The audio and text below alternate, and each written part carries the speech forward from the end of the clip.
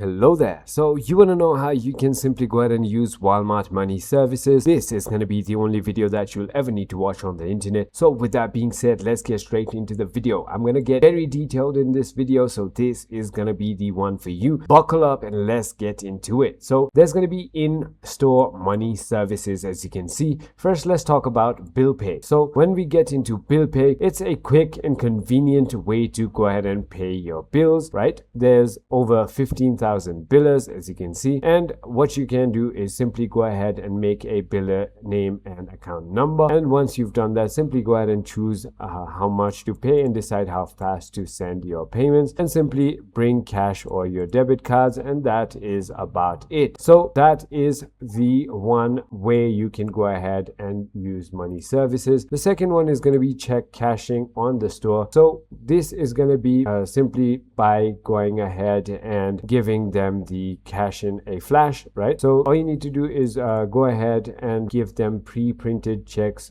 cashed up to $1,000, and then they'll simply go ahead and give you the cash, right? And the other thing that is going to be is check printing. So what you can do is simply go ahead and bring your check to Walmart as well. You can also go ahead and load and unload your money on your account. You can also go ahead and money orders are also available. As you can see, it's a $1 fee, and then it could also go ahead and vary by location, but it won't be over $1. As you can see, all you need to do is bring payee and purchase the details, use your debit or credit card at the service desk or money center, and then drop in the mail or pass it along in person. That is simple as that. Now if we look at tax preparation, what you can do is simply locate your W-2 statement, pay stubs or other income verification. Be sure to have your driver's license or other social security card. If you filed federal and state income taxes last year, have them handy and simply go ahead and deposit or withdraw money